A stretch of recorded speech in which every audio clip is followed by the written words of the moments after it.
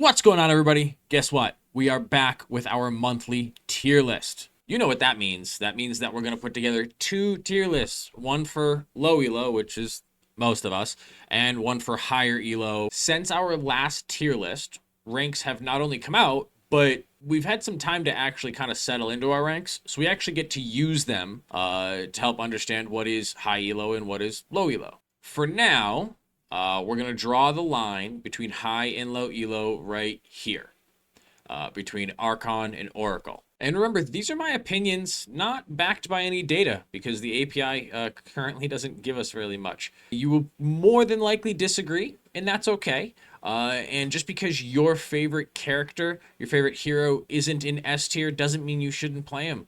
You definitely should still play who you enjoy, who you succeed with, and who you have fun with. Also, be sure to like, comment, and subscribe. And I stream just about every single day over on twitch.tv/revolver_FPS. But seriously, subscribe. It really helps like a ton, and it's free. It's like right there, somewhere down there. Alrighty, so let's get into the low elo tier list first. Let's start off with Abrams. I think we're going to put Abrams in the top of A tier. I think he's just barely not S tier, borderline S tier in low rank, just because he's extremely straightforward. He's almost always relevant. Got a ton of utility in his kit. He's a lane bully. He's just always someone that you need to be concerned about in every game, even if he's behind. All right, so next we're going to go with Bebop. Bebop's going to go be high B tier, maybe low A tier. Realistically, in low elo, he's a lot better than he is in high elo, because in high elo, players are ready for and are pretty good at dodging your hooks, whereas in lower elo, players not only are afraid of them, but don't generally know what to do with them, how to play around them, how to avoid getting hooked, when to anticipate the hook, all that kind of thing. And so you get a bit of a bump playing Bebop in lower ranks, because you get a lot of free hooks. You're less likely to have to buy knockdown in order to connect your hooks like you do at the higher levels. So I think Bebop is kind of towards the front of average, so to speak, in lower elo. Dynamo, we're gonna put Dynamo a little bit behind Abrams here. I think from like a 10,000 foot view, top down view of Deadlock, I think Dynamo might be the best designed character in the game, and maybe just overall the best character in the game. The reason that he's not S tier and low elo is because he's a support based character. He really requires your teammates to follow up properly, and in low elo we can't exactly rely on that. So we're gonna put him in A tier because he's still really strong.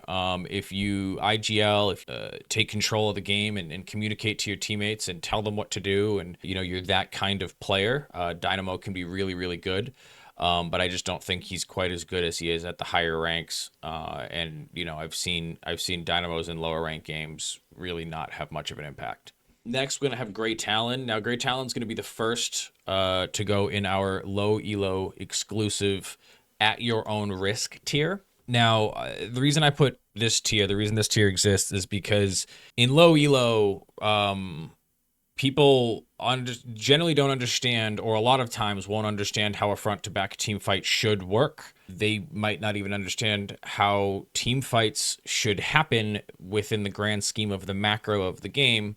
And so playing a character who is a sniper like Grey Talon, and I might as well just throw in there, Vindicta is in there as well, in low elo. They're both good characters. I play them in ranked. They're both great. They both do a lot of damage in the right hands they can carry. But the problem is, in lower elo, when you play a sniper, snipers are designed to not really have any peel because they're really far away from you. So if you've closed the gap, then they really shouldn't be able to stop you anymore.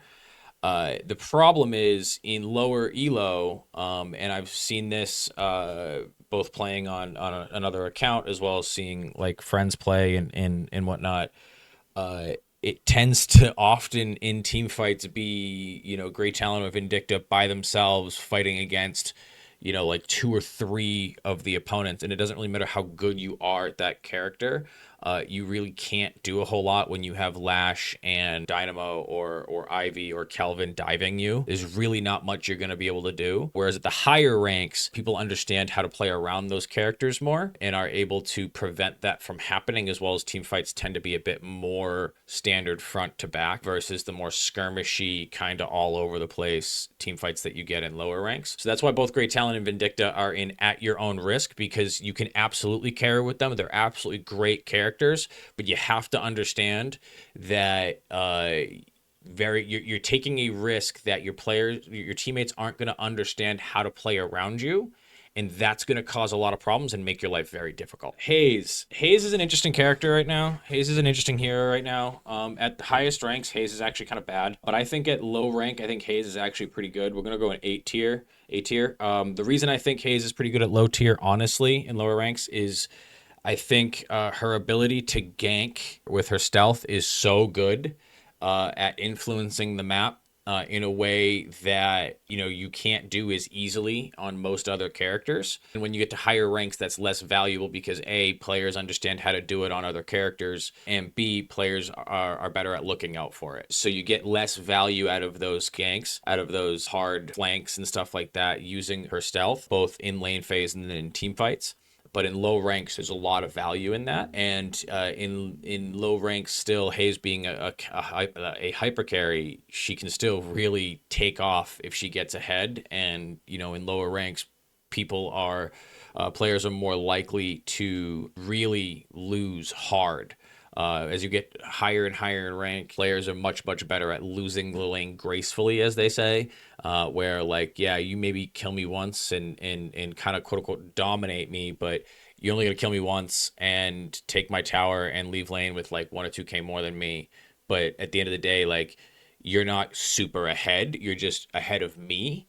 Versus in lower ranks where they might just keep trying to fight you and keep feeding you and letting you roam without saying anything, and all these kind of things that really allow somebody who has a better understanding of macro to really snowball, and Hayes gives you a lot of those tools. All right, Infernus is going to be the first in our S tier, and that's not just because I'm an Infernus one trick. I think he's just outright the best hypercarry right now. He did get nerfed a little bit, and I'm still figuring out the best way to play around that, because it did definitely hurt his lane phase a decent amount. Even though it's only 1% less on each, it definitely feels like you definitely feel it when you're playing against a good player who understands how to leverage cover. It's already pretty difficult. I'm finding that I'm having to play more around the pressure of being able to set you on fire than playing around setting you on fire and keeping you on fire, which is not the end of the world, but makes him a little bit less oppressive in lane, which honestly needed to happen. It was too easy. I mean, I'm sure you've seen my videos where I'm just like, oh,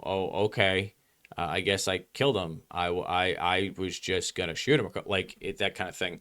And with him already being the hardest scaling hypercarry in the game, with literally every 6200 item being really good on him, there's just no reason for him to be that strong in lane. However, he's still really that good, I think, at all levels of play. I think you can really 1v11 with him if you can get late enough into the game.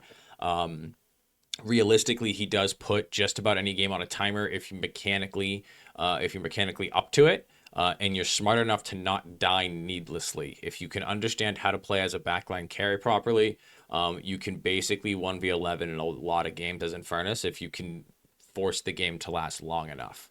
All right, Ivy. Ivy's going to join him. Ivy's also S tier. I would say if you're really not sure at all what role or what character you want to play, I would say pick up Ivy right now. Ivy's broken and they just buffed her again. Gun Ivy's really strong, as well as Spirit Ivy, Spirit Bomb Ivy. I think just everything about her is just really strong. You can build her in any way you want. You can go like a gun build split push. You can go like a gun build DPS. You can go full support. You can go like hybrid support. You can go like an artillery / like air support type spirit build.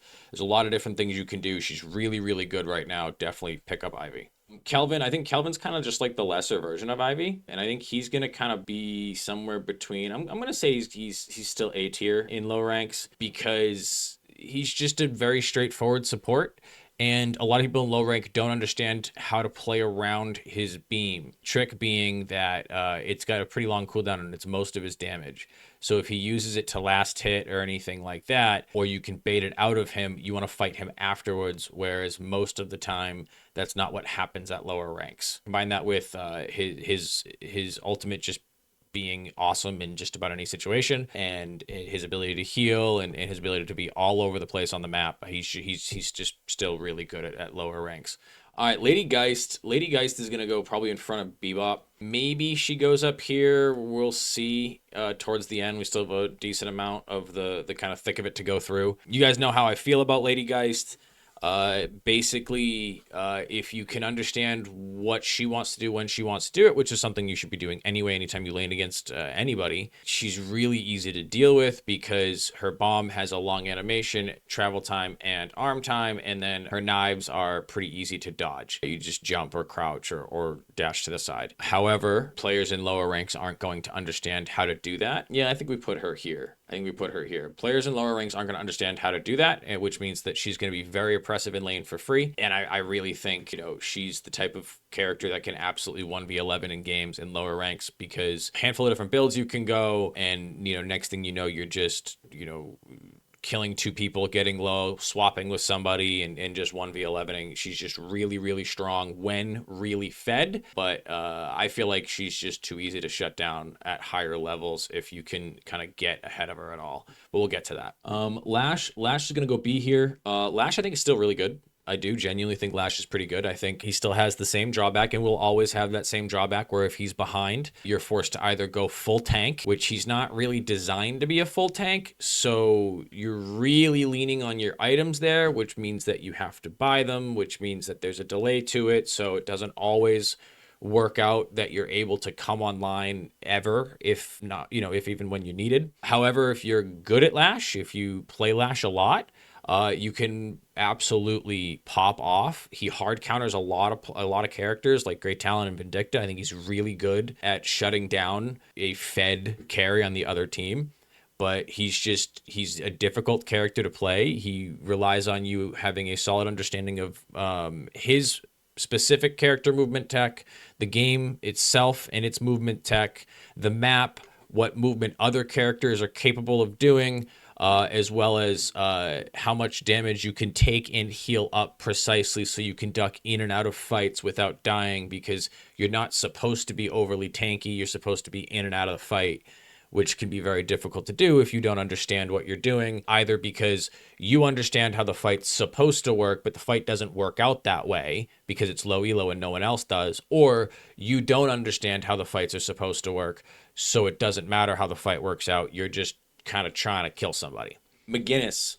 McGinnis is going to go, I think McGinnis goes actually in front of Hayes. Like I said, I think McGinnis is better. I think McGinnis gives you a lot of options for builds. You can go an alt focus build and just basically, play kind of similar to like a Great Talon or a Vindicta, where you're just basically artillery, just dumping ammo into the fight. You can go the full support build where you basically manage waves, clear waves, help set jungle camps up, and do, damage with your turrets. While you max your healing, your wall, and you focus on controlling fights. Or you can go the full gun build. There's a bunch of different things you can do, but I think she's really good right now at low elo because people aren't going to understand how to combat her insane amount of pressure that she has on structures after like 7 minutes. She has so much pressure, and lower ranked players don't understand. I mean, some of the higher ranked players can't even manage to deal with the pressure. And I think that right there is really going to put her above in low ranks. And then in fights, she's just going to be very difficult to deal with. Like if she pops ult, somebody has to go in on her 1v1 up close. And when you do that, if she's if she's even with you her head and she's able to mechanically play with you at your level, it's still at that point a tough fight because she's going to ramp up her damage, which means you have to blow her up quick, but she has heals and she has fire rate slows with her turrets that are going to be put down. It's a whole thing. So I definitely think McGinnis is a great character, a great hero for lower elo players to play to one trick. I think she's Absolutely type of character who can 1v11. She's the type of character who can come from behind, scales well, all that. Next we have Mirage. Mirage is going to go down in the C tier in low elo. He's one of those characters that requires a lot of communication or really strong map awareness and macro knowledge in order to get the full value out of his ult, all that kind of thing. And I really think that's not the kind of thing you're really going to get in lower ranks. People aren't going to be able to communicate it as well. I think he's pretty good and oppressive in lane, but I think he falls off pretty hard towards the later games, towards later on, which is where the value in his ult comes in. But if you don't know how to use that, you're not going to get that value out of it. He's really not worth picking up until you get to the higher ranks.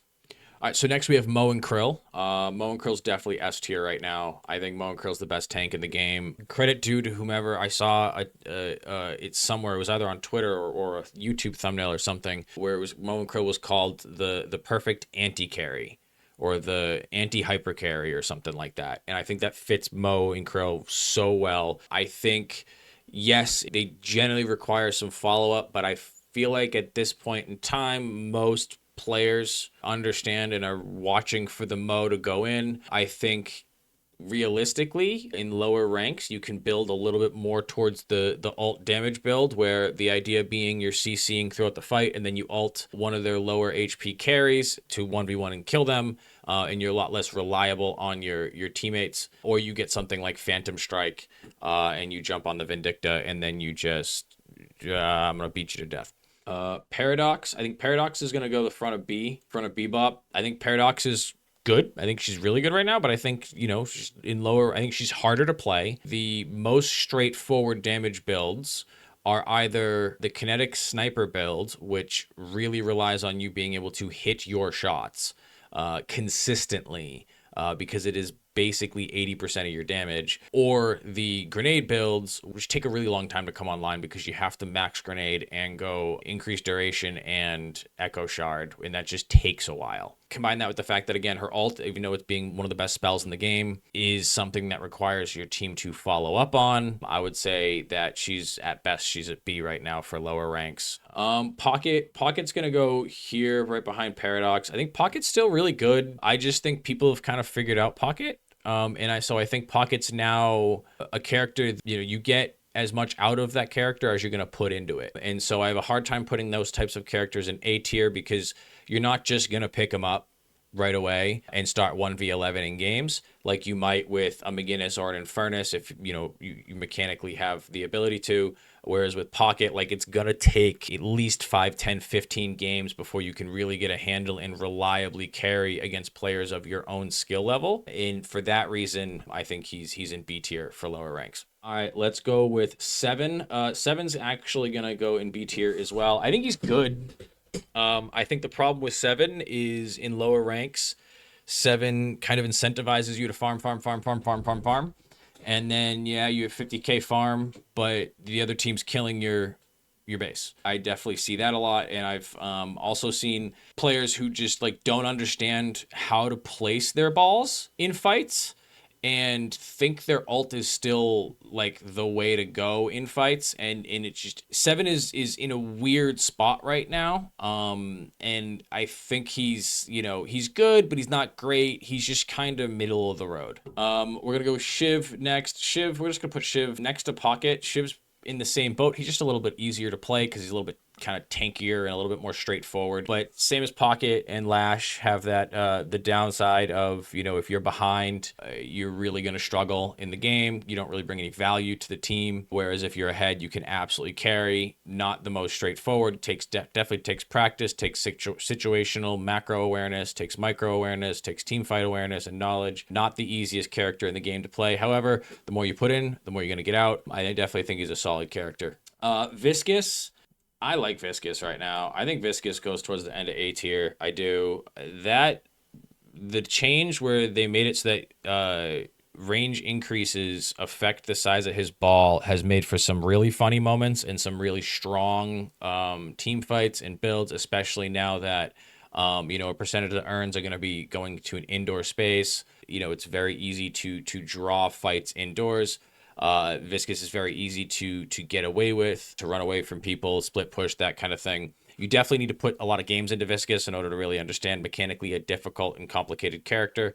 But I really feel like, you know, if you can get the hang of it, or you just lean into the ball build and play safe when you don't have ult, you can definitely climb. All right, next we have Warden. Warden's gonna go towards the end of B tier. I think Warden's decent right now. They kind of increased his power in lane a little bit, but decreased his power late game, which I feel like is something that's gonna help him in lower ranks and hurt him in higher ranks. I feel like he's just kind of average right now. I've never really cared for Warden very much. I tend to not worry about him in game. I mean, I do tend to play characters that are pretty good at dealing with him, either Vindicta, Great Talent, keeping your distance, or Wraith and Furnace, being able to CC slash just out damage, out maneuver. But I do think Warden is still pretty good. He's kind of the Garen of Deadlock, where he's just like the most straightforward character. You're just kind of running people down. And I think that has value at lower ranks, and I think it loses a lot of value at higher ranks. All right, so Wraith, Wraith, I think still edges out Haze, towards the front of the DPS characters in A. I do think from like a raw numbers perspective, and from you know, if you have a duo queue or support player type of thing, both Great Talent and Vindicta are better than both Wraith and Haze. But I do think Wraith is pretty good, especially at lower ranks where you can really leverage her ability to TP in and blow somebody up, or get Shadow Weave and then camo in and blow somebody up. I really think that's something that's super effective at lower ranks. And I also think that she's the type of character that can get you solo kills, and do in 2v2 kills in lane fairly consistently in lower ranks, because players aren't going to be as mindful of when you get your ult. Once Wraith gets her ult, if you are less than full HP and or don't have reactive barrier, she gets to just TP on you from 20 meters away, ult you and kill you pretty much for free. There's not a whole lot you can do about it. Yamato. Yamato's interesting, right? So I've been bouncing between putting Yamato in S tier and at your own risk, because mechanically she's very difficult. Arguably the most difficult character in the game. And I don't want to incentivize. Yeah, that's what I'm going to do. So we're going to put her at the front of the at your own risk. Okay, so for a Yamato player, okay, someone like Fred the Finch, Yamato is probably the best character in the game right now. Absolutely really strong. If the Yamato is so much as even with the rest of the lobby, she will absolutely be a menace in fights. As the DPS player, she's my main concern in any fight. If she's alive, I have to basically hide, because she's just going to kill me unless I am significantly stronger than her and playing in Furnace. She's just really strong. However, like I said, she's complicated. She's not super straightforward. She takes a lot of practice. You really need to one trick her, and she's very mechanically intensive. She doesn't really reward aim the same way a lot of other mechanically intensive characters do in this game, but you really need to have a high level of mechanical skill and micro team fight knowledge in order to really take advantage of her. But if you have those things, at least relative to your own skill level, your own opponents, you can really run games.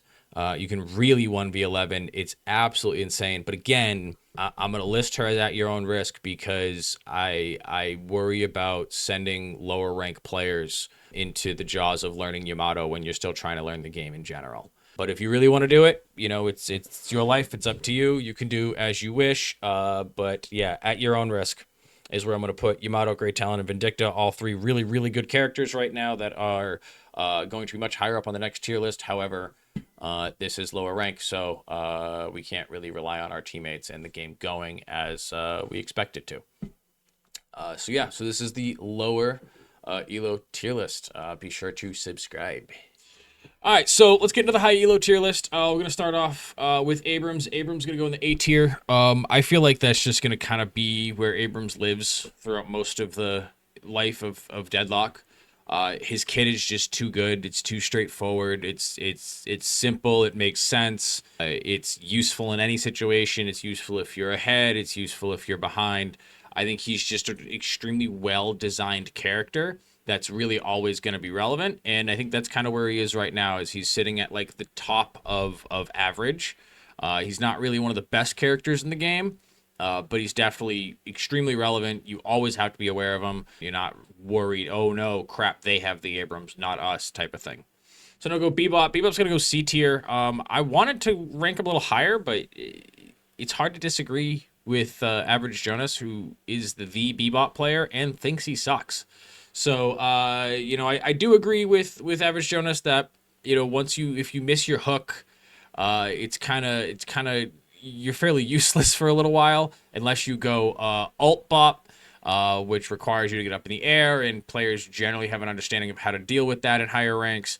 This forces you to buy knockdown, but my argument would be that once you have knockdown, I feel like he's still pretty good, and he's still a menace to lane against and all that. But I can't disagree with Average Jonas. I mean, who am I to tell Average Jonas he doesn't know what he's talking about how good Bebop is? We're gonna go Dynamo here. Dynamo's gonna be S tier. I'm sure you're so surprised. One of the best designed characters in the game. His ult can turn a fight, win the game, get a buff or earn or a walker or mid boss or whatever it might be. He's absolutely goated. He's so good. His only downside is that he requires follow up, which isn't something you really need to worry about, obviously, at higher ranks.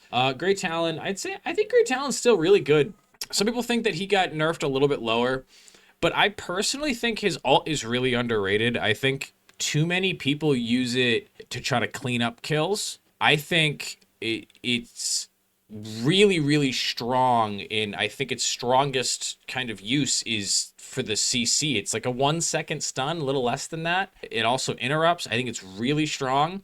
It's the kind of thing that I can use to do so much around the map. I can hold one tower and just sit there and farm around like the 8-9 minute mark, and I can throw a bird over towards a fight happening 2 lanes over. If one of my teammates gets caught and my bird, I can bird and CC the person chasing him and help him get away. If one of my teammates is ready to engage, but we need kind of, they need a little bit of help. Maybe we have a Bebop on the team that's looking for a hook. I hit bird from, the next lane over, and now I think that's insanely strong. And obviously the downsides to playing a sniper are not really that big of a deal at higher ranks. Obviously you need to deal with knockdown and that kind of stuff, but for the most part, your teammates know not to abandon you in a team fight. I think Hayes is better than a lot of other people do. I think Hayes is like end of B tier. We're going to put her at the front of C tier for now. I think she's better than other people think she is, because I do think that it's kind of forced her into more, the recent changes have kind of forced her into more of an assassin role, but I still think she's pretty good at that. I think silencer and slung bullets and those on-hit effects are really strong on her. I think as a kind of backline team fight player with Ricochet, a la like an Infernus almost, I think she's still pretty good. But I think people are overestimating how bad she is, because for so long she was so good, and now she's been brought back down to earth. But I think people are going to kind of push her up. I think right now she's just kind of below average, mostly just because, Wraith's a better assassin and Infernus is a better hyper carry, and those are her two kind of jobs. So when that's the case, and those two roles in and of themselves aren't even really crazy strong, you kind of tend to fall towards the bottom half of the pack. All right, now everybody's favorite bartender, Infernus. I think Infernus is S tier right now. Not just because I'm a one trick. I think he's S tier at every level. I think he is one of the only characters where just about every tier 4 item works really, really well with his kit. I think he rewards good aim, which, you're going to get that at higher ranks. I think people who can understand how to team fight with him properly, front to back, as a backline DPS with Ricochet, using your dash and your ultimate to clean up, re-engage, peel, that kind of thing. I think he's really, really strong. And I think, with a couple of different builds, a couple of different ways you can build him kind of more into the mid game, not get Ricochet and worry more about blowing people up or lighting up the fight as like a tanky player with your dash, or you can go full tank, drain tank Infernus and go for engages, or the hyper carry build that's obviously most popular. Search my name for my build. I think Infernus is just really, really good right now. Ivy, look at that. We're just sticking with the S tiers. I think Ivy's just really good right now. I think Ivy's the best support other than Dynamo. I think Ivy, she's not just a support. You can play Gun Ivy or Spirit Ivy and play kind of as like a DPS or like an AoE disruptor or like a split pusher really well. There's a lot of different things you can do. I mean, her fire rate and her ability to like kind of blow somebody up very quickly with the gun build was already really strong, and they buffed her again. I just think she's really, really good. Plus, she's also just, an ever-present strong support. Her stone form is probably one of the most broken non-ultimate abilities in the entire game. It's always strong. Her kudzu bomb is huge and really strong. I just think she's just really good right now in every way. All right, so next we have Kelvin. Kelvin's basically just kind of a lesser Ivy right now. Kelvin's really good, but he's just, above average. I don't think he's anything crazy. He might even, be kind of back here by the time we're done. I think he's mostly just outperformed by Ivy and Dynamo right now. But I think the roaming support role and archetype is really strong. I think his ultimate's really strong. I mean, I don't need to tell you all, too much about this, but I think he's just good. He's just a good character. Lady Geist. So I have an interesting kind of thing with Lady Geist, right? So for a long time, I had never really run into a Lady Geist that was an issue unless she was in a different lane, popped off like crazy because my teammate didn't know what they were doing, and then like became an issue later in game when I eventually ran into her. But I always won lane against Lady Geist. I thought she was really bad. I still think she's bad from behind. If you can get a lead early in lane, which allows you to set the pace, which allows you to anticipate all of her abilities, I think you can really shut her down super easily, and she becomes useless very quickly and eventually just becomes like an AoE resistant shred bot. Or maybe she buys Warpstone and she, swaps in and maybe gets one and then dies if you're able to keep her behind. However, if she's able to get a lead on you, if she's able to get a lead on you in lane, if she's able to put pressure on you in lane and keep you on your back foot, she is really strong. So I'm going to put her in B tier because she's very, very dependent on, if she's ahead and she can set the pace of the game, she's strong. If she can't do that, she's really not, like, she's really useless. So I think it kind of goes either. That's just my opinion. Obviously, it's the higher Elo tier list. You guys, people who are coming here for this, are really just looking to kind of gather more information and other opinions so that you can make your own opinion. My opinion is I think, if you're able to play aggressive and get an early lead on Lady Geist, I think she's really strong. You can snowball with that. You can really be oppressive in lane, but otherwise I don't think she's very good. Lash is going to go a little bit in front of Lady Geist. Lash is good. Main reason he's not really good is just because if he's behind, he's kind of bad. Just like any not tanky diver, when he's behind, he's just not that great. He's not bad. I think he's a good character. He's, hard counters, great talent in Vindicta and in some other character, but I think I struggle to put him like above average. I think he's like towards the front of average, which, to be honest with you, in Deadlock still means pretty strong. McGinnis. We're going to put McGinnis in the back of A tier. I think McGinnis is really good right now. I think like the backline alt focused like artillery style DPS builds pretty good, and then obviously split pushing is split pushing, as well as she can really control a fight between applying slows with her ult, her turrets, and using her wall and all that kind of stuff. Obviously, at a high level McGinnis players, support players are able to really control the fight a lot and have a lot of agency in the fight, which is, always a good thing. Really definitely going to help your team win the game, help you to 1v11. Thing is, she's definitely one of those characters where once she ults, ahead, behind, whatever it is, like somebody on your team now has to be focused on diving and fighting her, or, picking her off from distance, because if you don't, she's just gonna blow up the fight. And there's really not a whole lot to stop that. And she's really hard to dive with her turrets and ramping up the damage with her gun. So I think she's pretty good right now. Mo and Krill. I think Mo and Krill's a S tier. I saw somewhere someone call Mo and Krill the hyper anti carry or the anti hyper carry or something like that. I think that fits him really, really well. I think that fits them really, really, really well. Honestly, I think Mo and Krill, I think they just, they're really good at being able to shut down whoever. It doesn't really matter how good, or far ahead I am or I feel in a game. If a Mo and Krill ults me, I'm like, oh crap. Hopefully their team really isn't here, and I have a chance to get away.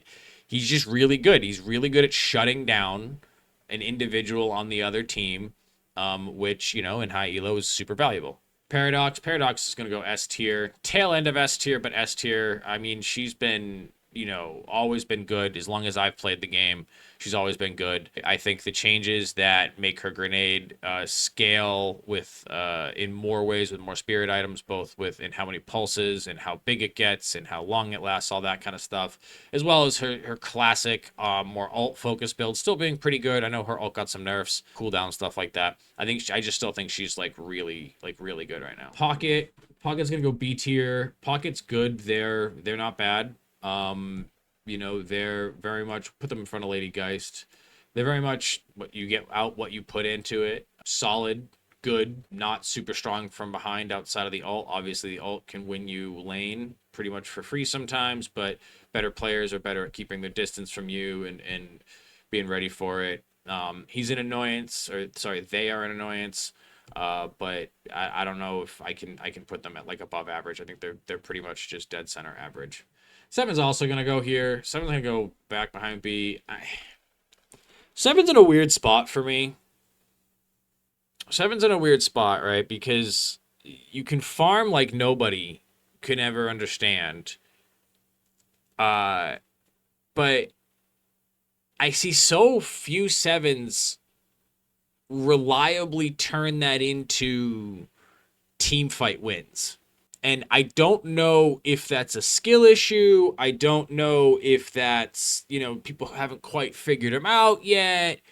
But ever since the change that made it more focused on his ball and a little bit less focused on his three and his ult and his stun being turning into basically almost like an interrupt. It's not even really a stun.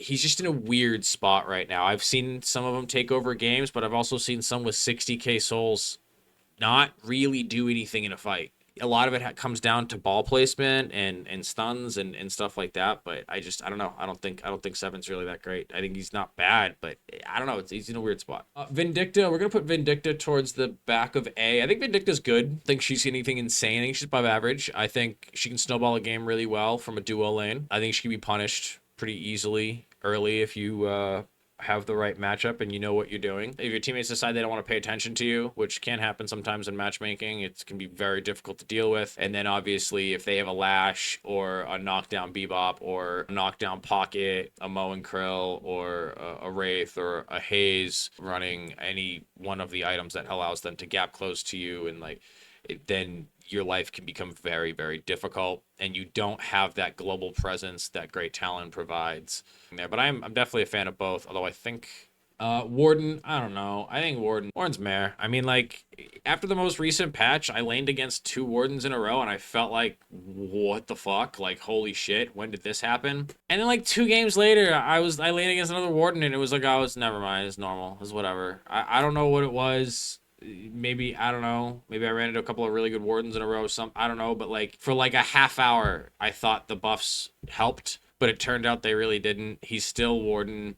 I think he's even easier to kill in his ult now. He's a little bit easier to kite. He's a little bit more impressive in lane, but just play a little safer for a couple minutes. It's not that big of a deal. Lane phase isn't that important in this game, at least not right now. So I'm gonna put him in C. I just don't think he's really all that crazy. I mean, if he gets ahead and he gets cursed and he gets slowing hex and he really takes off, then he can be a bit of a menace. But even then, it's just one person stands in front of him and one person stands behind him, and you just burn him down, because most of his tankiness is through his ult, which is requires him to be looking in your direction. It's a relatively small cone, so someone just stands behind him, and what's he gonna do? Wraith we're gonna put in front of 7. I think she's good. I definitely think the recent nerfs to a couple of the items that she uses and one or two nerfs to her, I definitely think hurt her a little bit, but I still think she's good. I think she's better than Hayes. I think she's still pretty decent. She's a decent like a counter to both Talon and Vindicta with her cards, and I still think she's pretty good. You know, average. I feel like is a decent spot for her. I've recently started playing her again. I think she's pretty good, but a lot of people think she's not. So I'm gonna kind of lean a little bit back on that. Yamato, take a guess. Boom. Yamato's fucking broken, dude. Yamato is so good. Yamato is such a pain right now, and they are doing a good job of bringing her back to earth a little bit, but she's so good right now. You don't need me to explain anything beyond that. Viscous, I think Viscous's changes put him up A tier. I think he's pretty good right now. I think the changes with the Mystic Reach and other abilities, as well as adding a bunch of adding ability reach to a bunch of other items that allow you to really build it up to like a 40-50%, like pretty big, and allowing that to scale with his ball was pretty awesome. I think that's really put him in a good spot. He's really funny to watch sometimes, created some pretty funny highlights. But yeah, I mean, you don't need to tell me too much. You don't need me to tell you too much about this. Mirage, because I didn't reorder it and this is whatever. Mirage is gonna go here, C tier, ahead of Warden, just because his ult's good. I think he's pretty impressive in lane. His ult's really good. I just don't think he's that. I just don't think he's that great. And I think they kind of, you know what? We're gonna put him here. We're gonna put him there, right here, because his ability to, force the issue with his ult and having full global pressure at a high level, as you guys know, is just unmatched. It's invaluable. And yeah, in a lot of other aspects, he's not that good, but that in and of itself makes him viable. Will always be viable at a high level. And then last, we have Shiv. Honestly, I feel like Shiv's high C tier, low B tier, but I think it just fits better to put him C tier here. He's one of those characters where if he's behind, he's useless. Like really behind, he's useless other than just like soaking damage. But what good are you soaking damage if you don't provide any CC? His execution is always helpful, but I think the recent nerfs kind of put him pretty far behind his peers in pocket and lash, especially with like Paradox and that strength right now. But yeah, this is my high Elo tier list. I know it's a little top heavy, but it's a pretty top heavy game right now. I feel like, I mean, I could maybe move Mo and Krill down, but I think this is pretty solid. So yeah, this is my tier list. Let me know what you think down below. Comment, all that kind of stuff. Good luck in ranked, and don't throw my games.